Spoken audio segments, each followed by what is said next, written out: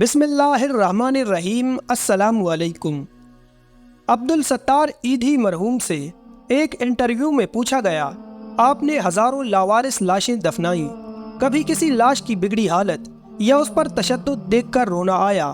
انہوں نے آنکھیں بند کر کے گہری سوچ میں غوطہ زن ہوتے ہوئے کہا، تشدد یا بگڑی لاش تو نہیں، البتہ ایک مرتبہ میرے رضاکار ایک صاف ستھری لاش لے کر آئے جو تازہ انتقال کیے بوڑھے مگر کسی پڑھے لکھے اور کھاتے پیتے گھرانے کی لگ رہی تھی۔ اس کے سفید چاندی جیسے بالوں میں تیل لگا ہوا تھا اور سلیقے سے کنگھی کی ہوئی تھی۔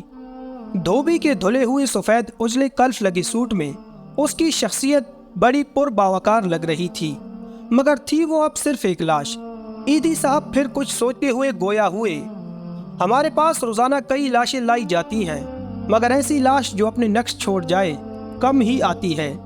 اس لاش کو میں غور سے دیکھ رہا تھا کہ میرے رضاکار نے بتایا، اس نے کراچی کی ایک پوش بستی کا نام لے کر کہا کہ یہ لاش اس بنگلے کے باہر پڑی تھی۔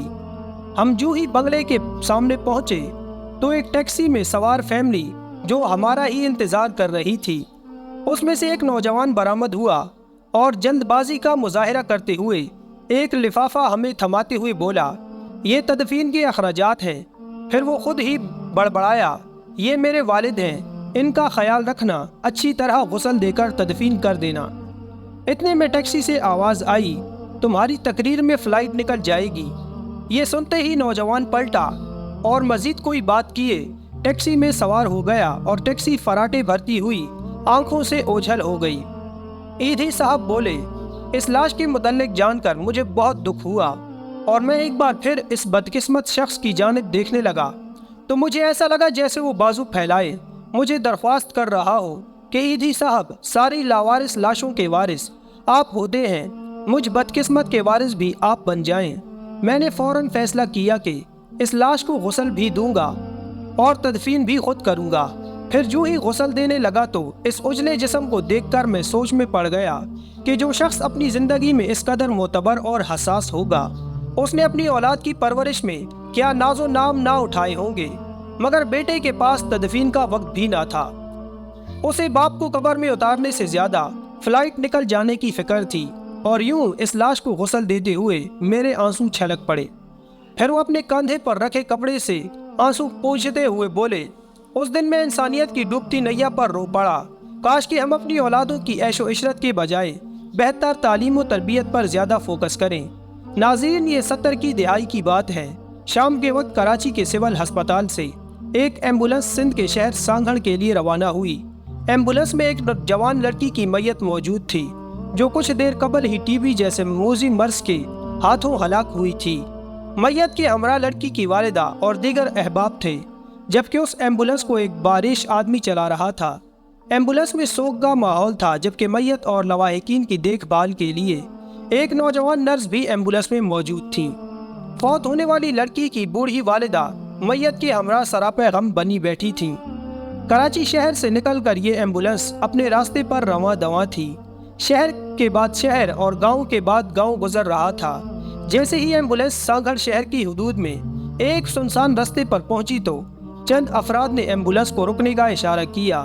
ایمبولنس کو روکنے والے یہ دراز قد افراد گھوڑوں پر سوار تھے اور انہوں نے سفید پگڑیاں سروں پر باندھ رکھی تھیں۔ یہ ڈاکو تھے جن کا ارادہ اس ایمبولنس میں سوار لوگوں کو لوٹنے کا تھا۔ ڈاکوؤں کے ساتھ کچھ دیر ہونے والی بات چیت کے بعد ہلاک ہونے والی لڑکی کی ضعیف والدہ ایمبولنس سے اتریں اور انہوں نے سندھی زبان میں ڈاکوؤں کو بتایا کہ ان کی جوان لڑکی ٹی بی کے باعث وفات پا گئی ہے اور گاڑی میں اس کی میت ہے۔ خاتون نے ڈاکوؤں کو یہ بھی بتایا کہ اس ایمبولنس کو چلانے والا اور کوئی شخص نہیں بلکہ عبدالستار ایدھی ہیں۔ یہ سننا تھا کہ ڈاکو گھوڑوں سے اتر آئے۔ ایمبولنس کے ڈرائیور کو بغور اوپر سے نیچے تک اس انداز میں دیکھا جیسے وہ بزرگ خاتون کے قول کی تصدیق کرنا چاہ رہی ہوں۔